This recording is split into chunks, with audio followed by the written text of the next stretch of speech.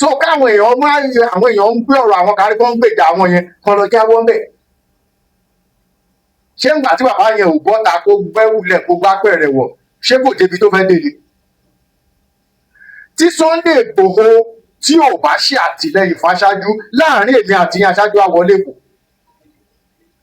ṣé mọyì alágbára tó wà ní APC àbí alágbára ta lè sọ pé àwọn ọ̀dọ́ tó jẹ́ pé alágbára àwọn ta lè pè ní king of boys tó pọ̀ tó wà lẹ́yìn aṣáájú nìkan, tó ní kálukú dẹ̀ ní agbára ní ẹkùn ibi tó ti wá. Tá a bá fẹ́ sọ̀rọ̀ àwọn tí wọ́n kó ètò alágbára òṣèlú tí aṣáájú Bọ́lá Ahmed Tinubu ààrẹ orílẹ̀-èdè wà ń bẹ̀ lénìí, a lè yọwọ́ K1 kú òun bẹ̀. Wàsíù Àyìndé,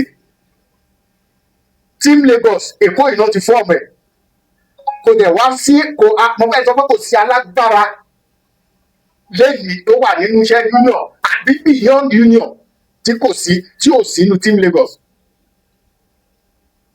Popularity àti capacity tí Wàsíù Àyìndé gbèrú lénìí, Team Lagos àti àkàsọ pé èèyàn tó máa fẹ́ sọ̀rọ̀ pé ọ̀rọ̀ àwọn wo la lè bá sọ̀rọ̀ pé wọ́n lè sọ pé alágbára wà ní ẹgbẹ́ òṣèlú yìí, Wàsíù Àyìndé jẹ́ kan nu wọn. Saka Saula kọ́ lọ́hún fún ọ̀run kẹ ara àwọn alágbára nìyẹn. Kí náà ti pe Àgbẹ̀dẹ, gbogbo àwọn sẹ́ẹ̀tì yẹn tó fi torí MC Tafaseko tó wà ń bẹ̀ ń sìn, gbogbo àwọn tá à ń sọ yìí alágbára lóníkálukú ní ìsọ̀rí tiẹ̀. Ká bá fẹ́ parọ́ fúnra wa lẹ́nìkan máa sọ pé ní gbogbo ilẹ̀ Yorùbá yìí olótù irọ́ ni. Ládùúgbò tó BBC sí kò sí bí wọ́n ṣe lè jẹ́ ọmọ ọ̀lẹ́ tó. Táwọn kan bá ṣí gàngàn láti ta wá kẹ wá bá mi tá à ń polongo fún ẹgbẹ́ òṣèlú ta fẹ́, kẹ wá sọ pé àtòrí pé kó tẹ́lẹ̀ Yorùbá o, àgbẹ̀nà wojú ara wa o. Ó dàbí orin kan tó máa ń kọ lẹ́yìn eégún l'Abẹ́òkúta, wá ní ibi tó ti bí wa kẹ́nìkan pé ká má rìn. So ṣe rí àwọn gbólóhùn tí olóyè Sunday Adéyẹmọ Ìgbòho ṣà ń dún lákòókò yìí kì í ṣe gbólóhùn tó mú àlàáfíà wá. Dandan kọ́ gbogbo àwọn tó bá sọ̀rọ̀ ẹ̀ láìka lé ní pé ókè ọ̀dàlẹ̀ ni ó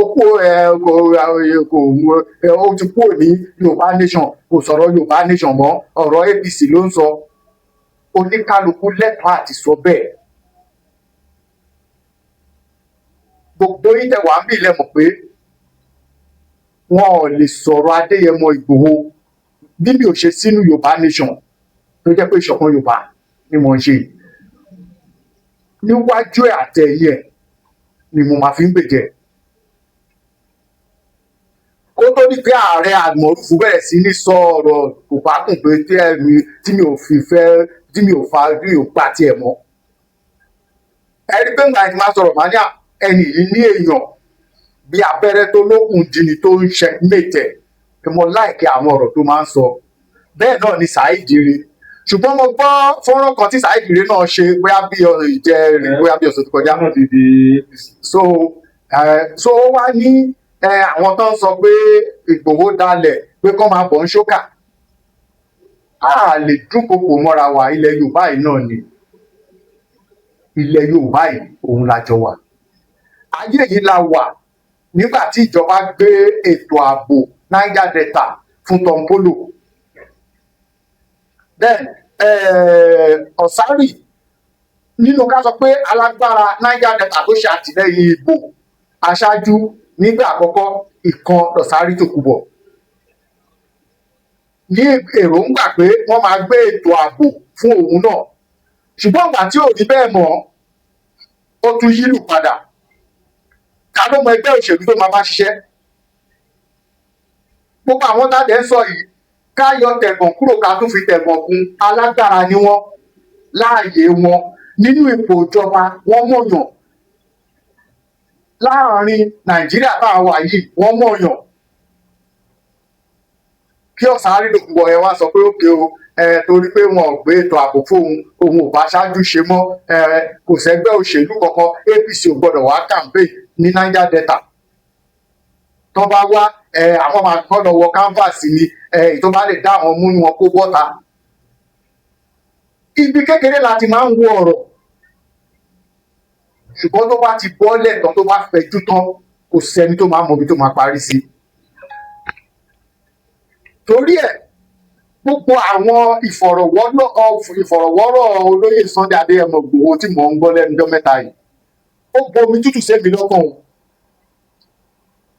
ó bomi tútù sí ọkàn tèmi láàyè ọ̀tọ̀. Nígbà tí a bá wá fi tá a bá sọ pé àpò ogun jara àtàmọ́ tó jẹ́ pé Yorùbá ló dẹ̀ tún kù, tó jẹ́ pé òkè òtẹ́lẹ̀ bá ti sọ̀rọ̀ àwọn kan ti dìde pé àtọ́ bá mu àbí ká máa dún kòkò mọ́ rẹ ni, kò ṣeé ṣe, kò bójú mu tó. Òṣèlú tá à ń wí yìí ó máa lọ. Ibi tóun fún rẹ̀ fọkàn sí pé àwọn máa gbé security ètò ààbò fóun tíjọba bá gbé fún mọ́ngọ́, kí ló fẹ́ ṣe? Kò lè ṣe nǹkan kan.